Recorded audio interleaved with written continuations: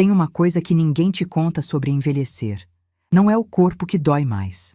É perceber que você dedicou a vida inteira a pessoas que, no fim das contas, só enxergavam em você uma utilidade. E quando essa utilidade acaba, ou quando eles acham que acabou, você vira um estorvo, um peso, uma despesa.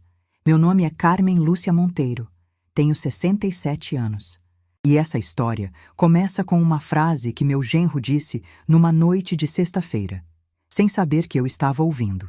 Uma frase que ele gritou na sala da casa que eu mesma comprei, com o dinheiro do meu trabalho, das minhas economias, das joias que vendi da minha própria mãe. Essa velha só dá despesa. Foi isso que ele disse. E minha filha, a menina que eu carreguei no colo, que amamentei até os 2 anos, que criei sozinha depois que meu marido partiu, minha filha ficou em silêncio. Mas deixa eu te contar direito, porque essa história não é só sobre uma frase. É sobre 20 anos vivendo para os outros. É sobre sacrifícios que ninguém viu, noites que ninguém contou, lágrimas que ninguém enxugou. É sobre descobrir aos 67 anos que o amor que eu dei a vida inteira não era retribuído, era apenas tolerado. Naquela sexta-feira, eu tinha ido ao banheiro no meio da noite.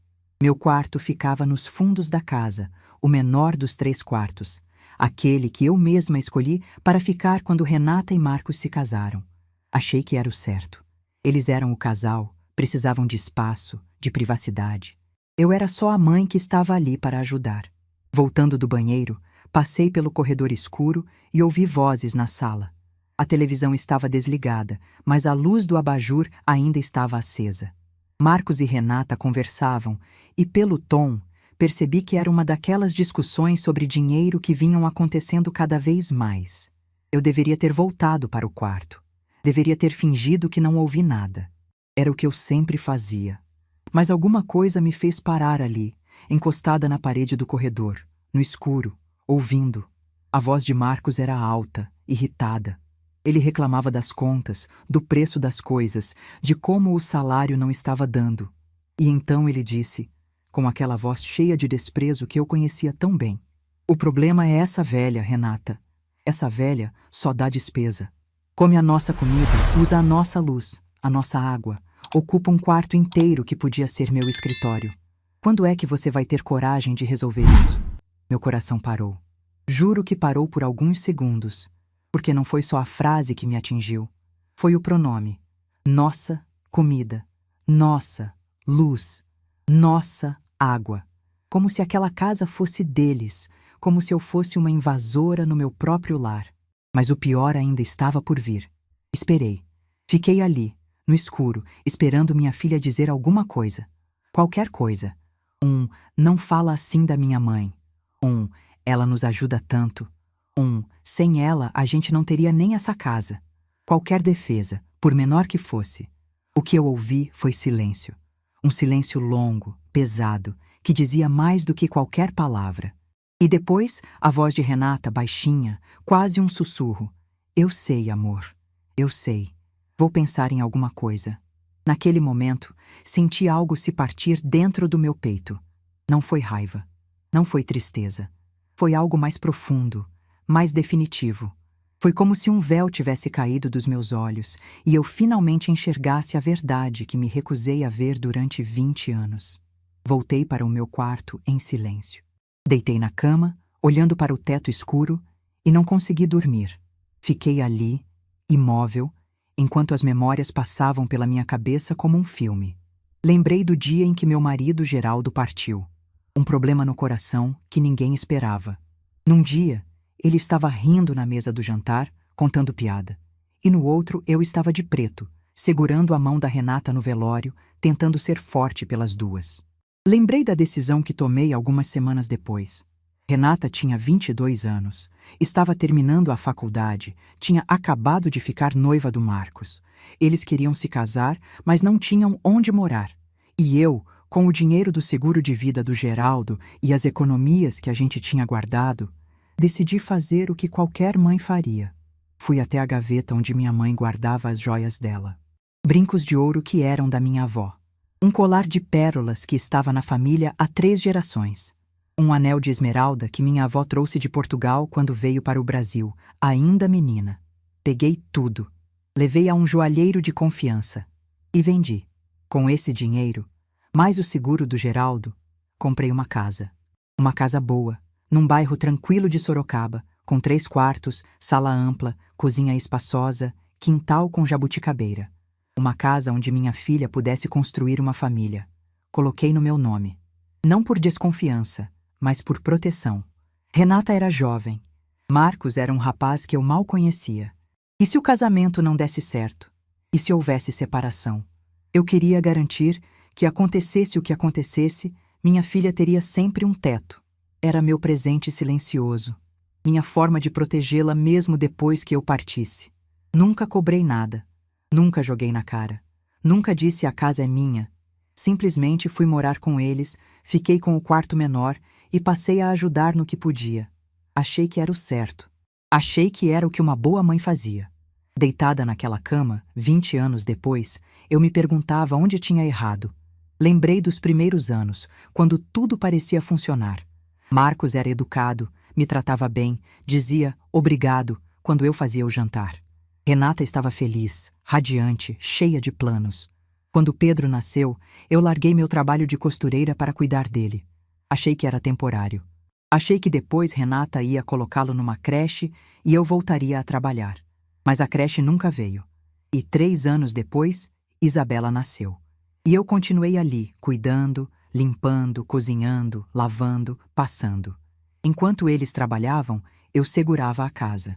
Enquanto eles descansavam no fim de semana, eu cuidava das crianças para que eles pudessem ter um tempo a sós. Aos poucos, sem que eu percebesse, fui me apagando. Comecei a comer sozinha na cozinha porque Marcos reclamava que eu mastigava alto. Comecei a assistir televisão no quarto porque ele dizia que meus programas eram coisa de velha. Comecei a sair menos, a falar menos, a ocupar menos espaço. Achava que estava sendo educada, achava que estava evitando conflito. Na verdade, estava me tornando invisível. E naquela noite, deitada no escuro, ouvindo o silêncio da casa, eu finalmente entendi. Não era Marcos o problema. O problema era eu ter permitido. Era eu ter aceitado. Era eu ter me diminuído tanto que eles esqueceram que eu existia como pessoa. E passaram a me ver apenas como uma função que aparentemente já não valia mais a pena. O relógio do quarto marcava 3:30 da manhã quando tomei minha decisão. Não ia fazer escândalo. Não ia chorar, gritar, cobrar explicações. Não ia implorar por respeito ou reconhecimento. Não ia dar a eles o prazer de me ver humilhada. Ia fazer algo que ninguém esperava. Ia sair em silêncio. E ia deixar que a verdade falasse por mim. Quando o sol nasceu, eu já tinha tomado banho, me vestido e feito minha mala. Não levei tudo, só o essencial. Roupas, documentos, alguns objetos de valor sentimental. Deixei para trás 20 anos de vida naquela casa. Mas levei comigo algo muito mais importante. Minha dignidade. Renata acordou às 7, como sempre. Encontrei com ela na cozinha, onde eu já tinha deixado o café pronto por puro hábito. Ela me olhou com aquela cara de sono, sem desconfiança nenhuma, e perguntou se eu ia a algum lugar. Respondi com a voz mais calma que consegui. Vou passar uns dias na casa da Jurema. Faz tempo que não visito minha irmã. Vi algo passar pelo rosto dela. Não foi preocupação. Foi alívio. Um alívio que ela tentou disfarçar, mas que eu percebi como se fosse um letreiro luminoso. Ah, que bom, mãe. Manda um beijo pra tia. Marcos nem apareceu para se despedir. Ouvi o chuveiro ligado no banheiro da suíte. Provavelmente nem sabia que eu estava indo embora. Ou sabia e não se importava. Peguei minha mala, olhei uma última vez para a sala daquela casa. A casa que eu comprei, que eu mobiliei, que eu mantive durante anos, e saí pela porta da frente. O táxi já estava esperando. A viagem até Campinas durou pouco mais de 1 hora. Fui olhando pela janela, vendo as cidades passarem, pensando em tudo e em nada ao mesmo tempo. Não chorei, não senti raiva. Senti um vazio estranho, como se uma parte de mim tivesse ficado para trás naquela casa. Jurema me recebeu com aquele abraço apertado que só a irmã sabe dar. Ela tem 64 anos, é viúva também, mora sozinha num apartamento pequeno, mas aconchegante no centro de Campinas. Sempre foi a mais prática das duas, a que falava o que pensava, a que não levava desaforo para casa. Quando me viu com a mala, não perguntou nada. Só disse: "Entra, Carmen. O quarto de hóspedes é seu pelo tempo que precisar." Naquela primeira noite, sentadas na varanda do apartamento dela, tomando chá de camomila e olhando as luzes da cidade, eu contei tudo. Contei sobre a frase de Marcos, sobre o silêncio de Renata, sobre os 20 anos me sentindo cada vez mais invisível na minha própria casa. Jurema ouviu tudo sem me interromper. Quando terminei, ela ficou em silêncio por um momento, olhando para a xícara de chá. Depois levantou os olhos e disse uma frase que mudou tudo. "Carmen, você passou 20 anos da sua vida vivendo para os outros, cuidando, servindo, se sacrificando. E o que você recebeu em troca? Um quarto nos fundos e o título de despesa." Senti as lágrimas virem, mas não deixei cair. Engoli o choro como tinha feito tantas vezes na vida. Jurema continuou: "Você sabe que aquela casa é sua, não sabe? Está no seu nome. Você tem a escritura. Você pode fazer o que quiser com ela." Eu sabia, claro que sabia. A escritura estava guardada numa pasta, no fundo do armário do meu quarto. O menor quarto da casa, aquele que meu genro queria transformar em escritório. "Eu sei", respondi. "E o que você vai fazer?" Fiquei em silêncio por um longo momento, olhando para as luzes da cidade. Pensei em tudo que tinha passado, em tudo que tinha dado, em tudo que tinha perdido. E então, pela primeira vez em 20 anos, tomei uma decisão pensando em mim mesma. Eu vou fazer o que deveria ter feito há muito tempo, Jurema. Vou parar de ser invisível. Minha irmã sorriu. Um sorriso pequeno, mas cheio de orgulho. Essa é a Carmen que eu conhecia. Bem-vinda de volta. Naquela noite, deitada no quarto de hóspedes da minha irmã, eu dormi a melhor noite de sono que tinha dormido em anos. Porque pela primeira vez, eu não estava fugindo de nada. Estava caminhando em direção a mim mesma. E o que viria depois? Bem, isso mudaria não só a minha vida, mas a vida de todos que achavam que podiam me tratar como despesa. Para você entender como eu cheguei aquela noite no corredor, ouvindo meu genro me chamar de despesa, preciso te levar de volta ao começo, ao dia em que tudo mudou pela primeira vez. Ao dia em que perdi meu marido, e sem saber, comecei a perder a mim mesma. Geraldo e eu estávamos casados há 25 anos quando ele partiu. 25 anos de uma vida simples, mas boa. Ele trabalhava como eletricista, eu era costureira. Não éramos ricos, mas nunca faltou nada. Tínhamos nossa casinha alugada, nosso carro popular, nossas férias modestas no litoral uma vez por ano. E tínhamos Renata, nossa filha única, nosso orgulho, a razão de todo o nosso esforço. Geraldo era daqueles homens que não falavam muito, mas demonstravam amor nos pequenos gestos. Todo domingo, ele acordava cedo para fazer pão de queijo, porque sabia que eu adorava. Toda noite ele conferia se as portas estavam trancadas, se as janelas estavam fechadas, se eu estava bem coberta antes de apagar a luz. Ele cuidava de mim de um jeito silencioso, constante, que eu só fui perceber o tamanho quando não tinha mais. Naquela manhã de abril, há 20 anos, Geraldo acordou com uma dor no peito. Disse que não era nada, que tinha dormido de mau jeito. Tomou um café, comeu um pedaço de bolo que eu tinha feito no dia anterior e foi trabalhar. Na hora do almoço, me ligou para dizer que estava se sentindo melhor, que ia comer uma marmita com os colegas. Foi a última vez que ouvi a voz dele. Às 3 da tarde, recebi um telefonema do hospital. Geraldo tinha passado mal no trabalho. Uma parada cardíaca fulminante. Tentaram reanimar, mas não conseguiram. Ele tinha 52 anos. Não vou descrever o velório, o enterro, os dias que se seguiram. Essa dor não cabe em palavras. O que posso dizer é que, de repente, eu me vi sozinha aos 47 anos, com uma filha de 22 para criar e um mundo que parecia ter perdido as cores. Renata estava terminando a faculdade de administração. Tinha acabado de ficar noiva de Marcos, um colega de turma que ela namorava há 2 anos. Ele era simpático, educado, vinha de uma família de classe média. Na época, eu gostava dele. Achava que minha filha tinha escolhido bem.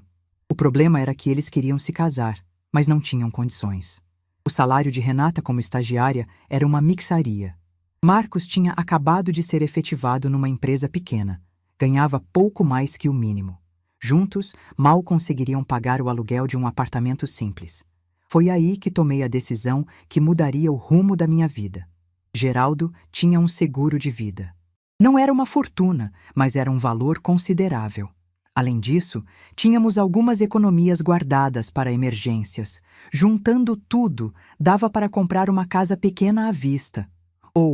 Fui até o quarto e abri a gaveta onde minha mãe guardava as joias dela antes de partir. Minha mãe tinha vindo de uma família portuguesa tradicional, e algumas dessas peças estavam na família há gerações. Brincos de ouro com pequenos rubis que eram da minha bisavó, um colar de pérolas que minha avó usou no dia do casamento, e um anel de esmeralda, a peça mais valiosa de todas, que minha avó trouxe de Portugal quando emigrou para o Brasil ainda adolescente. Eu nunca tinha pensado em vender essas joias. Eram memórias, pedaços da minha história, conexões com mulheres que vieram antes de mim. Mas naquele momento, olhando para aquelas peças, pensei na minha filha. Pensei no futuro dela. Pensei em tudo que minha mãe e minha avó teriam feito pelos filhos delas. E decidi. Levei as joias a um joalheiro de confiança, indicado por uma amiga. Ele avaliou cada peça com cuidado, explicou o valor histórico e material de cada uma e me fez uma oferta justa. Quando saí daquela loja com o dinheiro na bolsa, senti como se estivesse carregando o peso de 3 gerações de mulheres da minha família. Com o dinheiro das joias, mais o seguro do Geraldo, mais nossas economias, consegui comprar uma casa. Não era uma mansão, mas era uma casa boa. 3 quartos, sala ampla, cozinha espaçosa, quintal com uma jabuticabeira antiga que dava frutos todo ano. Ficava num bairro tranquilo de Sorocaba, perto de escolas boas, de comércio, de tudo que uma família precisaria. Fiz a escritura no meu nome. Foi uma decisão consciente, pensada. Renata era jovem, o casamento ainda não tinha acontecido, e eu não conhecia Marcos tão bem assim. Se alguma coisa desse errado no futuro, se houvesse separação ou problemas, a casa estaria protegida. Era minha garantia de que minha filha sempre teria um teto. Conversei com Renata sobre o arranjo. Ela e Marcos ficariam com o quarto principal, o maior da casa, com suíte.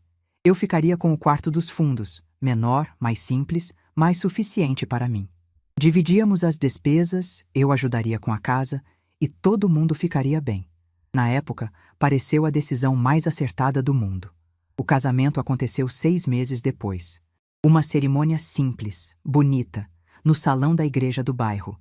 Renata estava linda de vestido branco. Marcos parecia genuinamente feliz.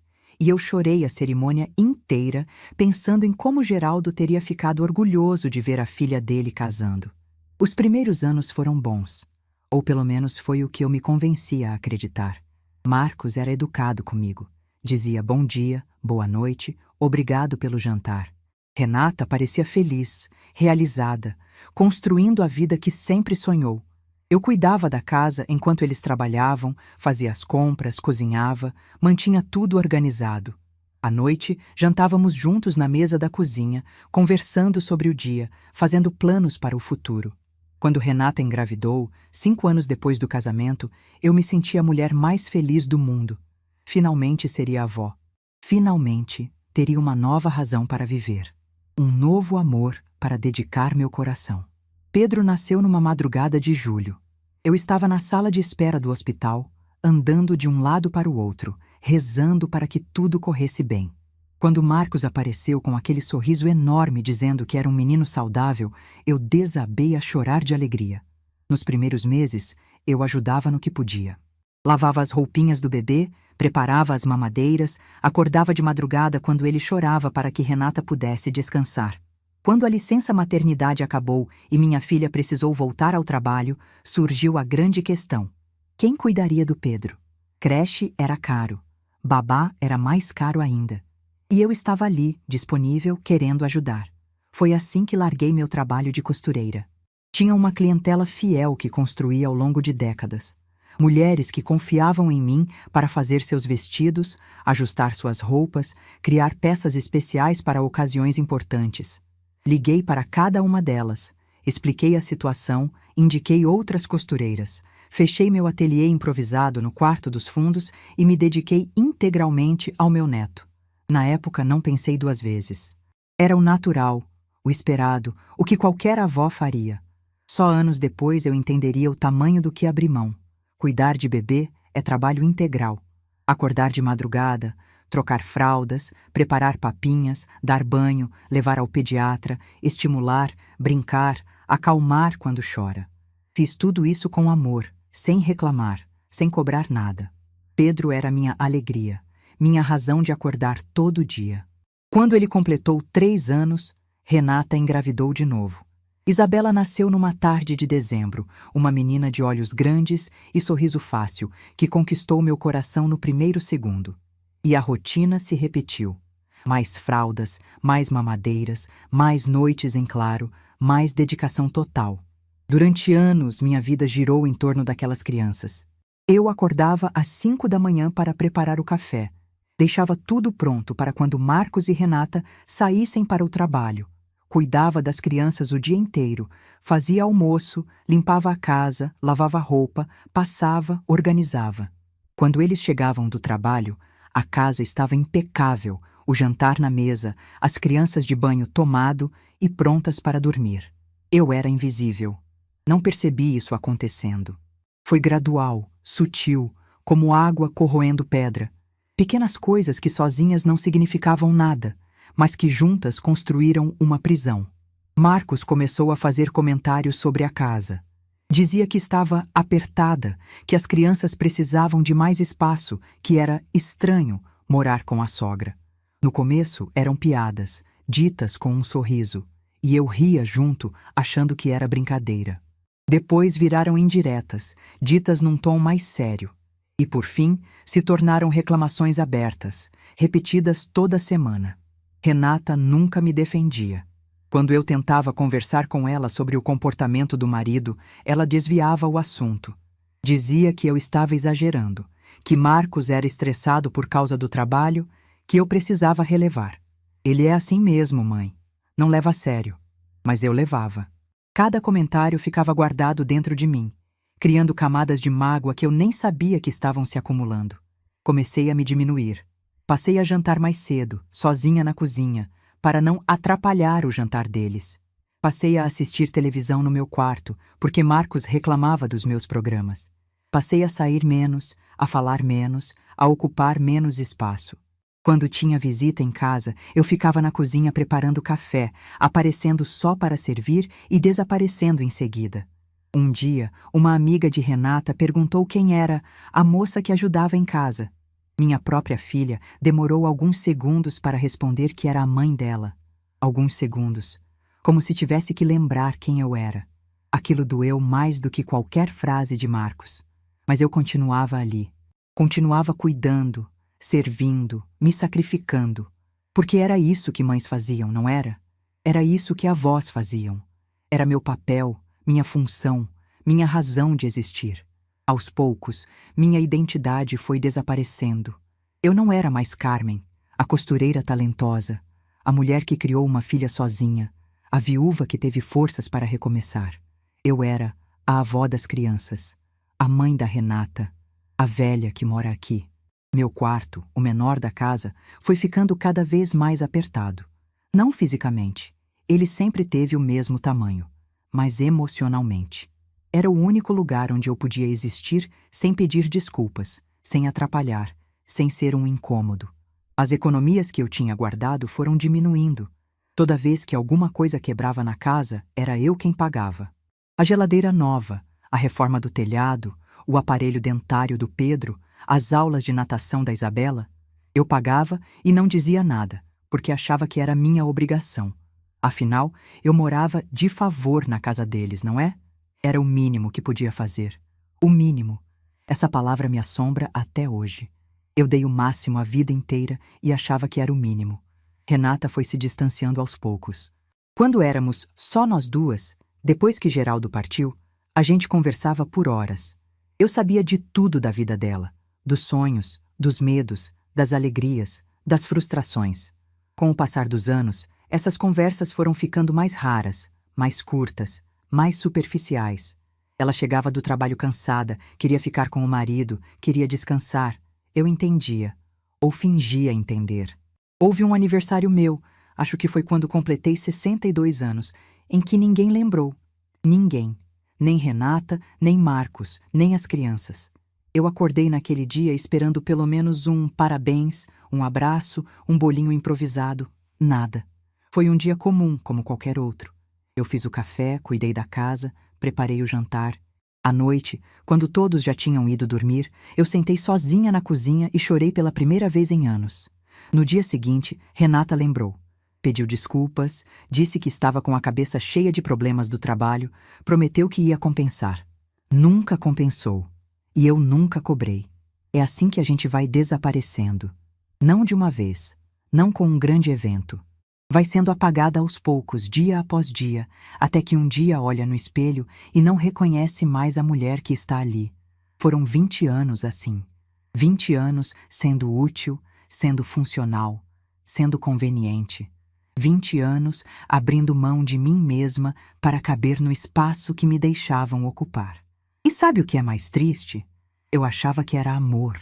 Achava que estava sendo uma boa mãe, uma boa avó, uma boa pessoa.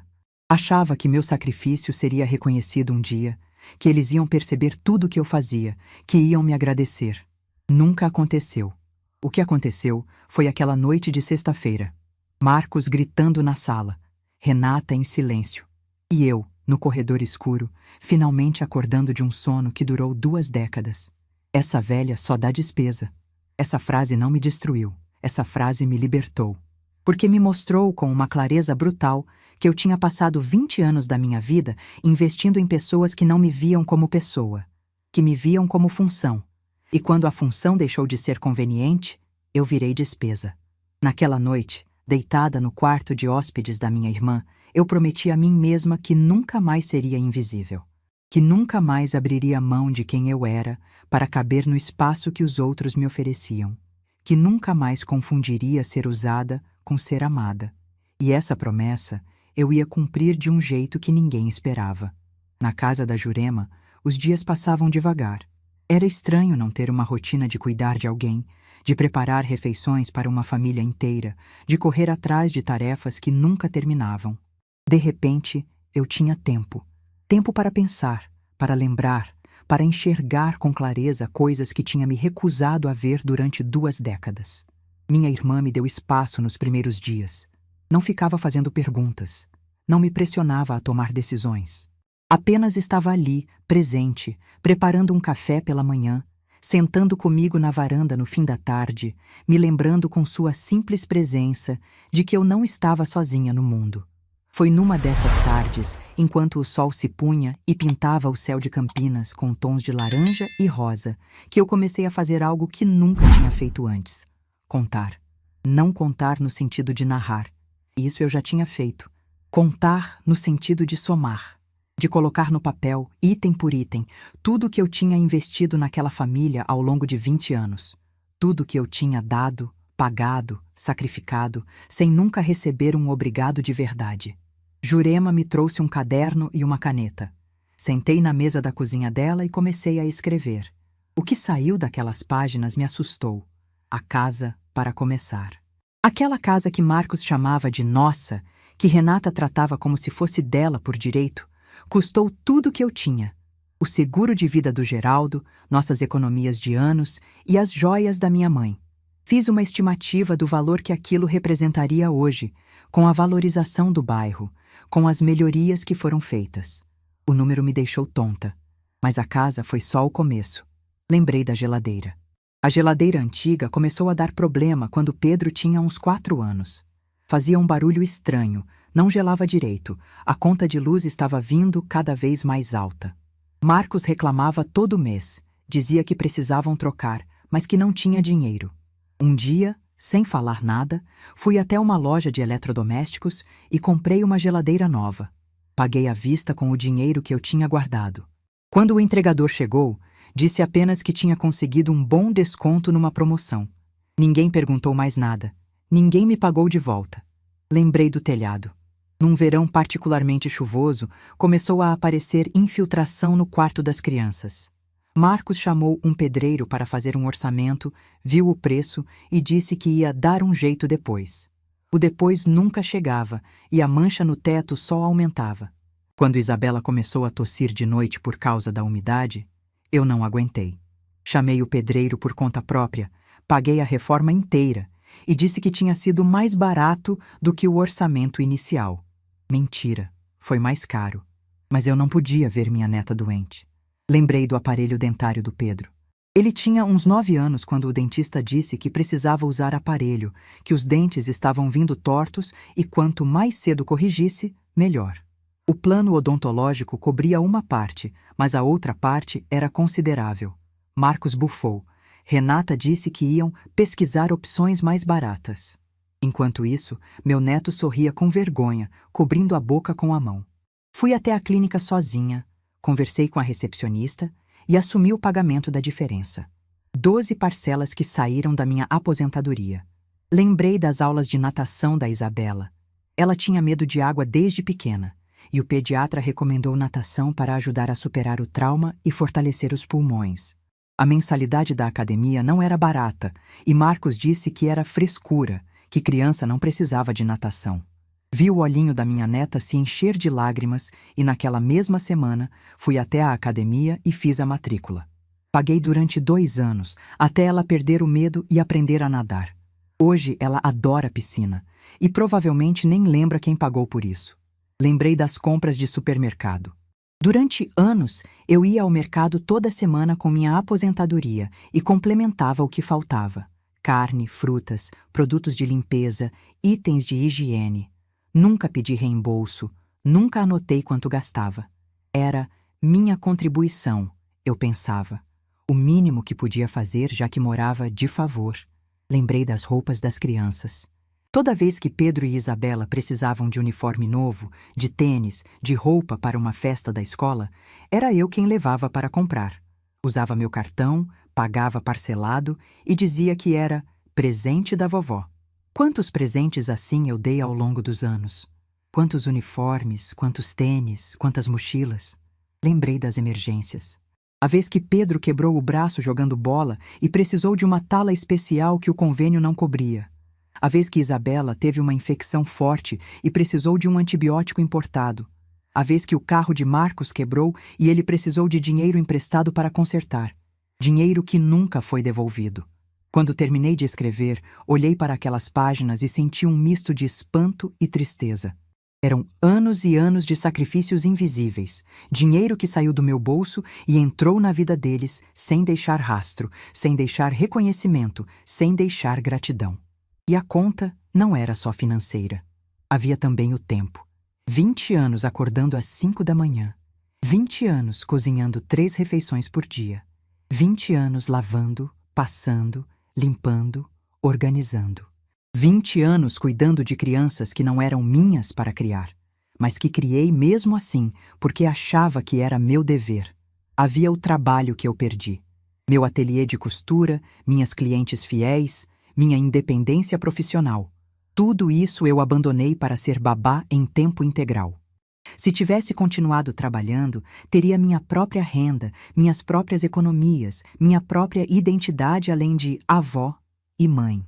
Havia os sonhos que eu adiei, a viagem a Portugal que sempre quis fazer para conhecer a terra dos meus avós, o curso de bordado artístico que vi num anúncio e guardei o folheto durante anos, o grupo de terceira idade que minhas amigas frequentavam e eu nunca podia ir porque tinha que cuidar das crianças. Havia a saúde que eu negligenciei. Quantas vezes adiei uma consulta médica porque não podia deixar as crianças sozinhas?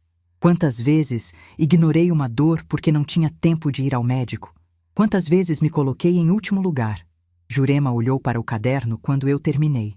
Leu cada página em silêncio, os olhos se arregalando a cada item da lista. Quando terminou, ela levantou a cabeça e me olhou com uma expressão que misturava raiva e tristeza. Carmen, ela disse, você tem noção do que está escrito aqui? Você bancou a vida dessas pessoas durante 20 anos. E eles te chamam de despesa? Eu não tinha resposta, porque a verdade era que eu nunca tinha parado para somar. Nunca tinha olhado para o todo. Cada sacrifício parecia pequeno isoladamente. Uma geladeira aqui, um aparelho ali, umas compras acolá. Mas juntos, ao longo de 2 décadas, formavam uma montanha de dedicação que foi completamente ignorada. E a casa, Jurema continuou. A casa que está no seu nome. Eles sabem disso? Eu hesitei antes de responder. Renata sabe. Pelo menos sabia no começo. Mas acho que ela esqueceu. Esqueceu? Minha irmã quase riu, mas não tinha humor nenhum na voz. Como alguém esquece que mora na casa da mãe? Era uma boa pergunta, e a resposta, eu estava começando a entender, era simples. Renata não esqueceu. Ela escolheu não lembrar. Era mais conveniente agir como se a casa fosse dela e de Marcos, como se eu fosse apenas uma agregada que eles toleravam. Lembrar da verdade significaria reconhecer uma dívida, não financeira, mas moral. E isso era um peso que ela preferiu não carregar. Você sabe o que precisa fazer, não sabe? Jurema perguntou. Eu sabia. No fundo, sabia desde a noite em que ouvi aquela frase. Mas havia uma diferença entre saber e ter coragem de agir. Preciso falar com um advogado, eu disse. Jurema assentiu. Conheço um, Dr. Ricardo. É sério, competente e não vai te enrolar. Quer que eu marque uma consulta? Na manhã seguinte, acordei com uma sensação estranha no peito. Não era medo, não era raiva. Era algo parecido com determinação, uma certeza quieta de que estava no caminho certo, mesmo que esse caminho fosse doloroso. Enquanto tomava café, meu celular apitou. Era uma mensagem de Renata. A primeira desde que eu tinha saído de casa, há quase 2 semanas. Mãe, tá tudo bem? As crianças estão perguntando de você. Li a mensagem 3 vezes. Não havia sinto sua falta. Não havia desculpa pelo que aconteceu. Não havia reconhecimento de nada. Apenas, as crianças estão perguntando. Como se o único motivo para eu fazer falta fosse a função que eu exercia. Respondi de forma breve. Estou bem. Manda um beijo para eles. Não perguntei como ela estava. Não perguntei como Marcos estava. Não ofereci para voltar. Não pedi desculpas por ter saído. Pela primeira vez na vida, eu não estava correndo para consertar uma situação que eu não tinha quebrado. O telefone ficou em silêncio pelo resto do dia. Renata não respondeu. Naquela tarde, Jurema me levou até o escritório do Dr. Ricardo. Ficava num prédio antigo, no centro de Campinas, com uma sala de espera simples, mas acolhedora.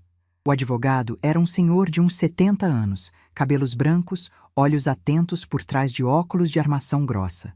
Me recebeu com um aperto de mão firme e um sorriso gentil. Dona Carmen, ele disse. Sua irmã me contou um pouco da situação, mas gostaria de ouvir de você, com suas palavras. Contei tudo. Desde a compra da casa, há 20 anos, até a frase que ouvi no corredor. Falei das joias da minha mãe, dos sacrifícios financeiros, da invisibilidade crescente. Falei do silêncio de Renata, do desprezo de Marcos, da sensação de ter sido apagada da minha própria vida. Dr. Ricardo ouviu sem interromper, fazendo anotações ocasionais num bloco amarelo. Quando terminei, ele recostou na cadeira e me olhou com seriedade. Dona Carmen, vou ser direto com a senhora. A casa é sua. Está no seu nome. Você tem a escritura. Você pagou por ela. Legalmente, a senhora pode fazer o que quiser com esse imóvel. Pode morar nele. Pode alugar. Pode vender.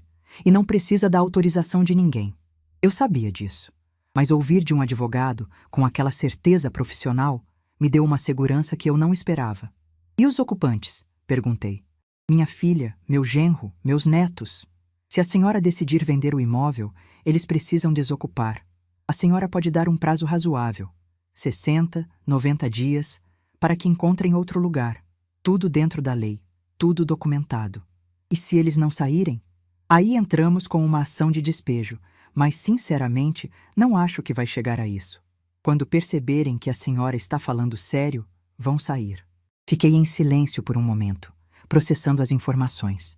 Dr. Ricardo deve ter percebido minha hesitação, porque se inclinou para a frente e disse, com uma voz mais suave: Dona Carmen, eu entendo que é uma decisão difícil. Estamos falando da sua filha, dos seus netos. Mas a senhora precisa entender uma coisa. Proteger a si mesma não é abandonar quem você ama. É garantir que você também seja tratada com o respeito que merece. Aquelas palavras ficaram ecoando na minha cabeça enquanto voltávamos para o apartamento de Jurema. Proteger a si mesma não é abandonar quem você ama. Era um conceito tão simples, mas que eu tinha levado 67 anos para entender. Naquela noite, sentada na varanda, olhando para as luzes da cidade, eu tomei minha decisão. Não ia agir por raiva. Não ia agir por vingança. Ia agir por dignidade. Por respeito a mim mesma. Por respeito às joias da minha mãe, que foram vendidas para comprar aquela casa. Por respeito a cada centavo e cada hora que eu investi naquela família sem receber nada em troca. Ia vender a casa. E ia fazer isso em silêncio, da mesma forma silenciosa com que tinha dado tudo ao longo de 20 anos. Eles não mereciam explicações. Não mereciam negociações. Não mereciam a chance de me convencer a mudar de ideia com promessas vazias e lágrimas de crocodilo. Mereciam apenas a verdade. Uma verdade que viria na forma de um documento oficial, entregue por um advogado, na porta da casa que sempre foi minha. Liguei para Dr. Ricardo no dia seguinte e disse que estava pronta para seguir em frente. Ótimo, ele respondeu. Vou preparar a notificação. Em uma semana, entregamos pessoalmente. Uma semana. Depois de 20 anos de silêncio, de sacrifício, de invisibilidade, faltava apenas uma semana para que a verdade finalmente viesse à tona. E quando isso acontecesse, nada mais seria como antes. A semana que antecedeu a entrega da notificação foi a mais longa da minha vida. Cada dia parecia se arrastar, como se o tempo tivesse decidido me testar, ver se eu ia mudar de ideia, se ia fraquejar no último momento. Não fraquejei. Durante esses dias, mantive minha rotina na casa de Jurema. Acordava cedo, tomava café com minha irmã, ajudava com pequenas tarefas domésticas, lia os livros que ela tinha na estante e que eu nunca tinha tido tempo de ler. À tarde, caminhávamos pelo bairro, descobrindo padarias, praças, lojas de plantas. À noite, conversávamos na varanda até o sono chegar. Era estranho ter uma vida tão simples, tão minha, sem horários ditados pelas necessidades dos outros, sem correrias para dar conta de tarefas infinitas, sem aquela sensação constante de que eu precisava estar fazendo alguma coisa útil para justificar minha existência. Renata mandou mais 2 mensagens durante a semana. A primeira perguntando quando eu voltaria, a segunda dizendo que Pedro tinha um trabalho da escola sobre família e queria falar comigo. Respondi as 2 de forma breve, educada, sem abrir espaço para conversas mais longas. Disse que estava bem, que mandava beijos para as crianças, que conversaríamos em breve. Não mencionei a visita do advogado que estava por vir. Não dei nenhuma pista do que estava prestes a acontecer. Marcos não mandou nenhuma mensagem, nem esperava que mandasse. Para ele, eu provavelmente tinha deixado de existir no momento em que saí pela porta daquela casa. Ou talvez estivesse aliviado, comemorando em silêncio o fato de que finalmente tinha se livrado da velha, que só dava despesa. Na véspera do dia marcado, Dr. Ricardo me ligou para confirmar os detalhes. Ele iria pessoalmente até a casa em Sorocaba, acompanhado de um oficial de justiça, para entregar a notificação. O documento era claro e direto. Como proprietária do imóvel, eu havia decidido colocá-lo à venda, e os ocupantes tinham 60 dias para encontrar outro lugar e desocupar a residência. A senhora tem certeza de que não quer estar presente? Ele perguntou. Tenho, respondi sem hesitar. Não quero ver a reação deles. Não quero dar espaço para discussão. Quero que a notificação fale por si. Ele entendeu. Combinamos que ele me ligaria assim que a entrega fosse feita, para me contar como tinha sido. Naquela noite quase não dormi. Fiquei deitada no escuro, olhando para o teto do quarto de hóspedes, pensando em tudo que me trouxe até aquele momento. 20 anos de sacrifício, 20 anos de invisibilidade, 20 anos construindo uma vida para pessoas que, no fim, me viam apenas como um incômodo a ser resolvido. Mas também pensei em outras coisas.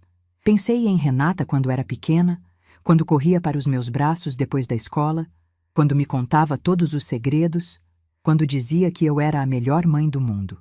Onde estava aquela menina? Em que momento ela se transformou nessa mulher que ficou em silêncio enquanto o marido me humilhava? Pensei nos meus netos. Pedro, com seus 14 anos, já quase um homem, mas que ainda me abraçava com força quando eu fazia o bolo de chocolate que ele adorava. Isabela, com seus 11 anos, que sempre me mostrava os desenhos que fazia na escola e perguntava se eu achava bonito. Eles não tinham culpa de nada. Eram crianças. Não escolheram os pais que tinham. Não escolheram a dinâmica familiar em que estavam inseridos. Por eles, eu hesitei. Por eles, uma parte de mim quis desistir. Quis voltar atrás. Quis engolir mais uma humilhação em nome de manter a família unida. Mas então lembrei da frase de Jurema. 1/4 nos fundos e o título de despesa. Era isso que eu tinha recebido em troca de tudo que dei. E se eu voltasse agora, se eu cedesse, se eu deixasse tudo como estava, ia passar o resto dos meus dias naquele quarto pequeno, sendo tolerada, sendo invisível, esperando o dia em que eles finalmente me colocariam num asilo para se livrar de vez do problema. Não, eu merecia mais do que isso. Merecia terminar meus dias com dignidade, com respeito, com a certeza de que meu valor não dependia de ser útil para os outros. O dia amanheceu nublado. Olhei pela janela e vi nuvens cinzentas cobrindo o céu de Campinas, como se o próprio tempo soubesse que algo importante estava prestes a acontecer. Tomei café com Jurema em silêncio. Ela não precisou perguntar como eu estava me sentindo. Apenas segurou minha mão por alguns segundos. Um gesto simples que disse mais do que qualquer palavra. Às 9 da manhã, Dr. Ricardo saiu de Campinas em direção a Sorocaba. A viagem durava cerca de 1 hora. Calculei que ele chegaria por volta das 10, talvez um pouco antes. Às 10h15, meu telefone tocou. Dona Carmen. A voz de Dr. Ricardo era calma, profissional. A notificação foi entregue. Meu coração acelerou. Como foi? Ele fez uma pausa antes de responder. A senhora quer que eu conte os detalhes? Quero. Preciso saber. Dr. Ricardo suspirou e começou a narrar. Ele chegou a casa por volta das 10 da manhã. Tocou a campainha e esperou. Quem atendeu foi Marcos, ainda de pijama, com cara de quem tinha acabado de acordar. Quando viu um senhor de terno acompanhado de um oficial de justiça, seu rosto mudou imediatamente. Ficou tenso, desconfiado. Dr. Ricardo se apresentou educadamente. Explicou que estava ali para entregar um documento oficial referente ao imóvel. Marcos perguntou do que se tratava, com aquele tom arrogante que eu conhecia tão bem. O advogado respondeu que era uma notificação da proprietária do imóvel. Proprietária? Marcos repetiu, franzindo a testa. Essa casa é minha e da minha esposa. Foi aí que Dr. Ricardo mostrou a escritura. O documento original, com firma reconhecida, datado de 20 anos atrás, com meu nome completo como única proprietária. Carmen Lúcia Monteiro. Marcos ficou em silêncio por alguns segundos, processando a informação. Depois começou a ficar vermelho, a levantar a voz, a dizer que aquilo era algum tipo de golpe, que não era possível, que havia um erro. O advogado manteve a calma. Explicou que não havia erro nenhum, que a escritura era legítima, registrada em cartório e que estava tudo dentro da lei. Disse que a proprietária havia decidido vender o imóvel e que os ocupantes tinham 60 dias para desocupar. Foi nesse momento que Renata apareceu. Ela tinha ouvido a discussão da sala e veio ver o que estava acontecendo. Quando viu o advogado, o oficial de justiça, e Marcos segurando um papel com as mãos tremendo, ela perguntou o que estava acontecendo. Sua sogra comprou a casa, Marcos disse, cuspindo as palavras com raiva. Aparentemente a gente mora de favor esse tempo todo e ninguém me contou. Renata ficou pálida. Dr. Ricardo me contou que ela empalideceu tanto que ele chegou a se preocupar. Pensou que ela ia desmaiar. Ela pegou o documento das mãos de Marcos, leu o nome da proprietária e levantou os olhos com uma expressão que o advogado descreveu como devastada. Minha mãe, ela sussurrou. A casa é da minha mãe. Você sabia disso? Marcos perguntou, a voz subindo de tom. Você sabia que a gente morava na casa da sua mãe esse tempo todo? Dr. Ricardo me contou que Renata não respondeu. Ficou ali, parada, segurando o papel, olhando para o nome da mãe como se estivesse vendo pela primeira vez. E então começou a chorar. Marcos explodiu. Começou a gritar, a xingar, a dizer que tinha sido enganado durante 20 anos. Disse que era uma armação, que a família da Renata sempre foi assim, que ele deveria ter desconfiado, Disse coisas horríveis, palavras que Dr. Ricardo preferiu não repetir, mas que imagino quais foram. O advogado esperou a tempestade passar. Quando Marcos finalmente se calou, ofegante de raiva, Dr. Ricardo disse simplesmente: "O prazo de 60 dias começa a contar a partir de hoje. A proprietária solicita que o imóvel seja desocupado até o fim desse período. Qualquer dúvida, meu escritório está à disposição." E foi embora. Fiquei em silêncio por um longo momento depois que Dr. Ricardo terminou de contar. As imagens se formavam na minha cabeça. Marcos de pijama, arrogante, sendo confrontado com a verdade. Renata pálida, chorando, finalmente percebendo o tamanho do que tinha perdido. A casa que eles tratavam como deles sendo revelada como minha. "Como a senhora está se sentindo?" Dr. Ricardo perguntou. Pensei antes de responder. Esperava sentir satisfação, talvez até alegria. Afinal, era o que muitos chamariam de justiça. O homem que me chamou de despesa tinha acabado de descobrir que ele é quem sempre viveu às minhas custas.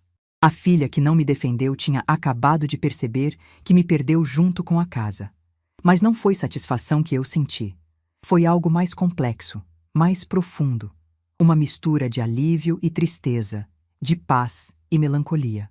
Como se um capítulo enorme da minha vida tivesse se encerrado naquele momento, e eu ainda não soubesse direito o que sentia sobre isso.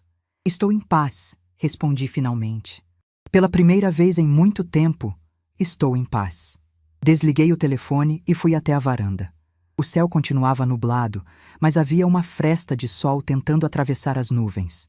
Fiquei ali olhando para aquela luz teimosa, pensando em tudo o que tinha acontecido. Jurema apareceu ao meu lado sem dizer nada. Ficamos as duas em silêncio por um tempo, até que ela finalmente perguntou: "E agora?" "Agora eu espero", respondi.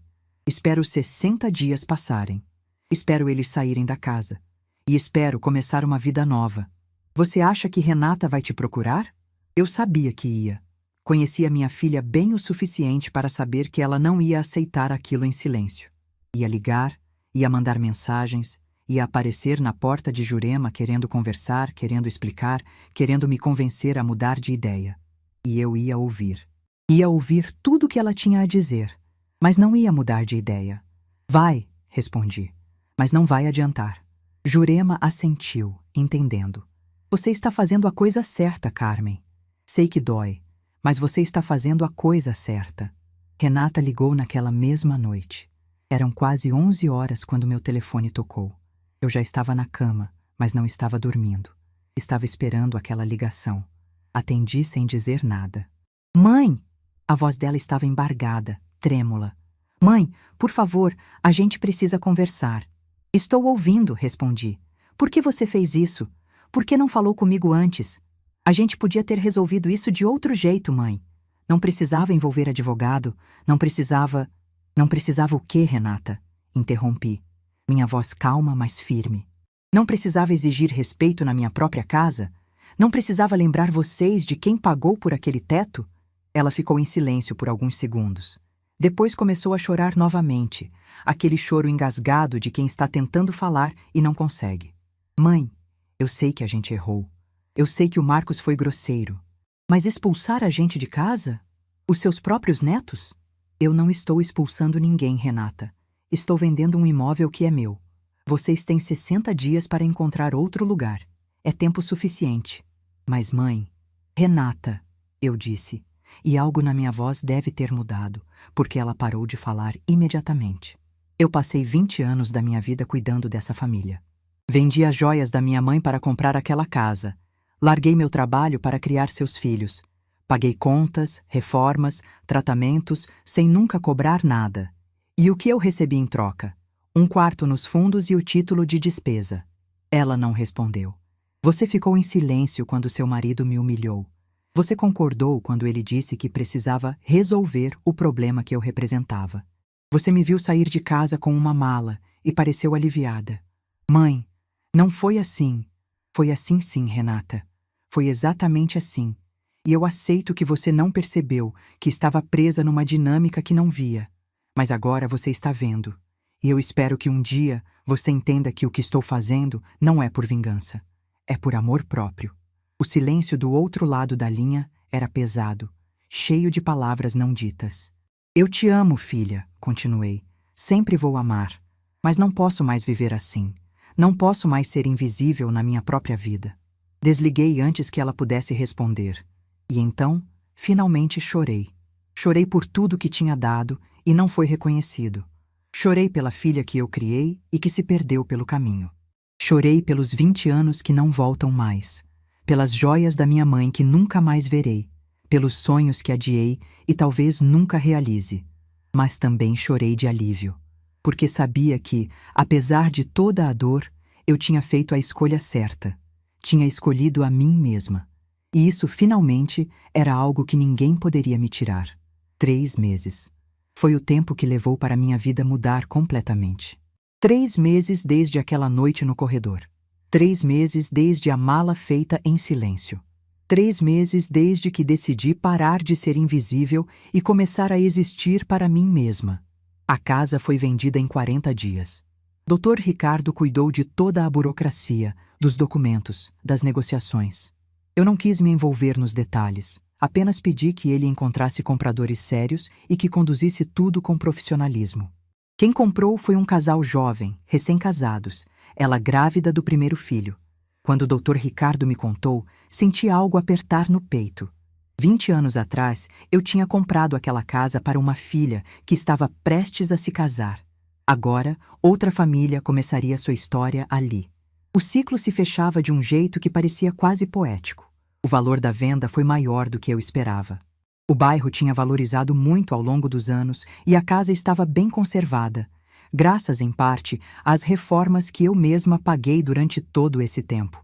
Quando vi o número final na conta, precisei sentar. Era mais dinheiro do que eu jamais tinha visto junto na vida. A primeira coisa que fiz foi comprar meu apartamento. Não na casa de Jurema, embora minha irmã tenha insistido para eu ficar. Precisava de um espaço meu, um lugar que fosse só meu, onde eu pudesse construir uma vida nova sem depender de ninguém. Encontrei um apartamento perfeito no centro de Campinas. 2 quartos, sala com varanda, cozinha americana, tudo reformado e pronto para morar. Ficava a 15 minutos de caminhada da casa de Jurema, perto de farmácia, supermercado, padaria, tudo o que eu precisava no dia a dia. Paguei à vista e ainda sobrou bastante. Com o que sobrou, fiz 3 coisas. A primeira foi abrir uma conta poupança para Pedro. Depositei uma quantia generosa, com a instrução de que ele só poderia acessar quando completasse 21 anos. Fiz o mesmo para Isabela.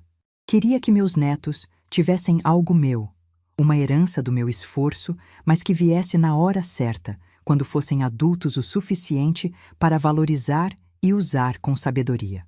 A segunda foi guardar uma reserva de emergência. Dinheiro suficiente para viver com tranquilidade pelos próximos anos, sem depender da aposentadoria para tudo, sem precisar pedir nada a ninguém. A terceira foi realizar um sonho. Um sonho que eu tinha guardado numa gaveta da alma há décadas, sempre adiando para quando as crianças crescerem, quando sobrar dinheiro, quando eu tiver tempo. Comprei uma passagem para Portugal. Minha avó veio de lá, de uma cidadezinha perto de Coimbra, quando ainda era adolescente. Ela contava histórias daquela terra, das oliveiras, das casas de pedra, do rio que cortava a cidade. Eu cresci ouvindo essas histórias e sempre sonhei em conhecer o lugar de onde minha família veio. Agora, finalmente, eu iria. Mas antes da viagem, havia coisas que precisavam ser resolvidas. Marcos e Renata saíram da casa dentro do prazo. Dr. Ricardo me informou que eles alugaram um apartamento num bairro mais afastado, menor e mais simples do que a casa onde moravam. Não senti alegria com essa notícia. Não senti satisfação. Senti apenas um vazio neutro, como quem lê uma notícia sobre desconhecidos no jornal. Renata tentou me procurar várias vezes durante esses meses. Mandou mensagens, deixou recados com Jurema, apareceu uma vez na portaria do meu prédio, pedindo para subir. Eu não a recebi. Não estava pronta. Não sabia se algum dia estaria. Não era raiva. A raiva tinha passado há tempos, queimado como fogo de palha e deixado apenas cinzas. O que restava era algo mais difícil de nomear. Uma distância que não era só física. Era como se o laço que nos unia tivesse sido esticado até arrebentar. E agora eu não soubesse como, ou se queria, amarrá-lo de novo. Uma tarde, cerca de 2 meses depois da venda da casa, meu telefone tocou. Era um número que eu não conhecia. Atendi por instinto. Vovó? Era Pedro, meu neto de 14 anos, com aquela voz que estava começando a engrossar, meio criança, meio adolescente. Pedro, eu disse, e minha voz falhou um pouco. Como você conseguiu meu número? Achei no celular da mãe. Ela não sabe que estou ligando. Fiquei em silêncio por um momento, sem saber o que dizer. Vovó, eu queria te ver. Sinto sua falta. A Isa também sente. Senti os olhos arderem. Durante todos esses meses, eu tinha me mantido firme, tinha construído muros ao meu redor para me proteger. Mas a voz do meu neto atravessou esses muros como se fossem feitos de papel. Eu também sinto falta de vocês, respondi. E era a mais pura verdade. Posso ir te visitar? Eu pego o ônibus sozinho, já sei o caminho. Pensei por alguns segundos. Pedro não tinha culpa de nada. Isabela não tinha culpa de nada. Eles eram crianças presas numa situação de adultos, e eu não queria que eles sofressem mais do que já estavam sofrendo. Pode, eu disse. Mas precisa falar com sua mãe antes. Não quero que você venha escondido. Ele hesitou. Ela vai ficar brava. Talvez, mas é o certo a fazer. Se ela deixar, você vem no sábado. Vou fazer aquele bolo de chocolate que você gosta.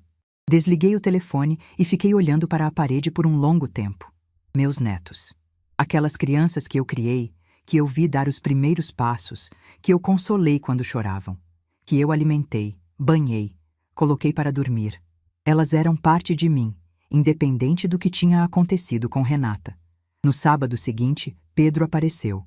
Veio sozinho, de ônibus, como tinha prometido. Quando abri a porta e vi aquele menino alto, de olhos castanhos iguais aos do avô Geraldo, meu coração se encheu de uma alegria que eu não sentia há meses. Ele me abraçou com força. Um abraço de adolescente, meio desajeitado, mas cheio de verdade. Sua casa é bonita, vovó, ele disse, olhando ao redor do apartamento. É pequena, mas é minha, respondi. Vem, vou te mostrar. Passamos a tarde juntos. Fiz o bolo de chocolate, conversamos sobre a escola, sobre os amigos dele, sobre os jogos que ele estava jogando no computador. Evitamos falar sobre Renata, sobre Marcos, sobre tudo o que tinha acontecido. Era como se tivéssemos feito um acordo silencioso de que aquela tarde era só nossa.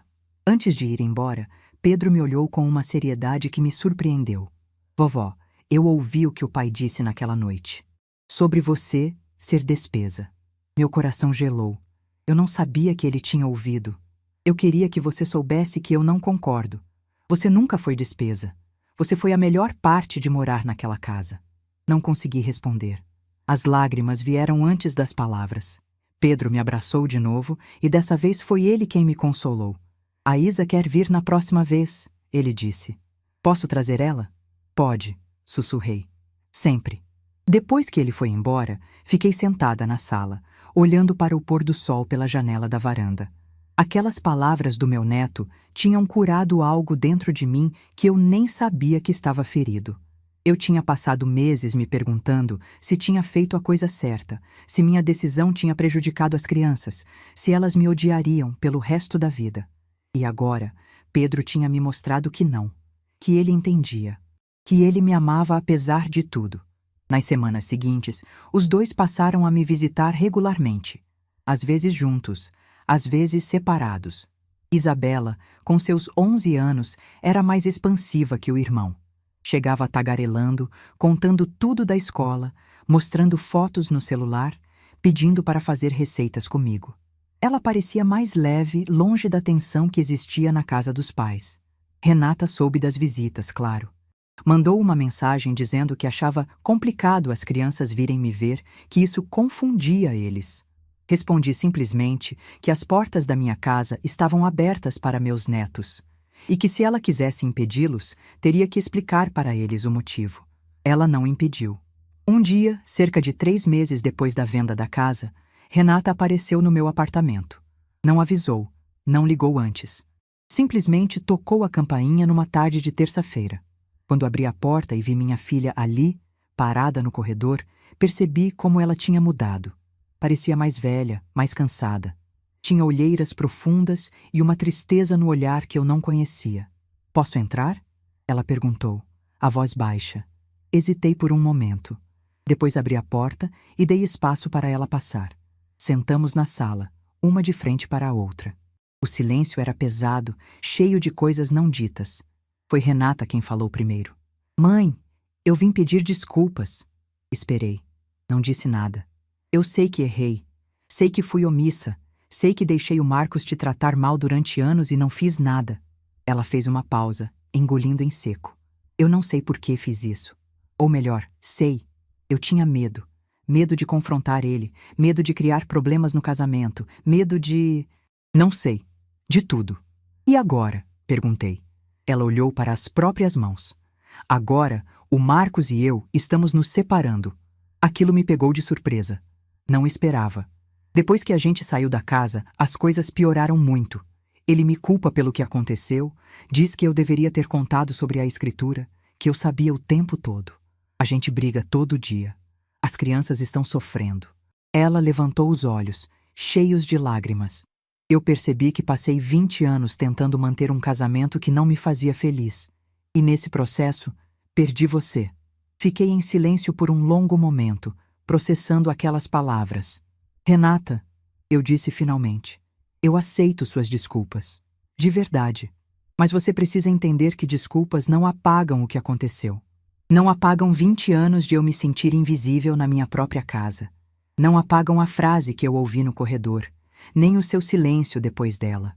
Ela assentiu, as lágrimas escorrendo pelo rosto. Eu sei, mãe. Eu sei. Não estou pedindo para voltar a ser como era antes. Só estou pedindo uma chance de reconstruir. Devagar, no seu tempo. Pensei nas palavras dela. Pensei em tudo que tínhamos vivido. Pensei na menina que ela foi um dia, na mulher que ela se tornou, nos erros que ela cometeu e nos meus próprios erros também. Devagar, eu repeti. No meu tempo. Ela entendeu. Levantou-se, me deu um abraço hesitante e foi embora. Não foi uma reconciliação. Não foi um final feliz de novela, onde todos se abraçam e tudo fica bem. Foi apenas um primeiro passo. Pequeno, incerto, mas real.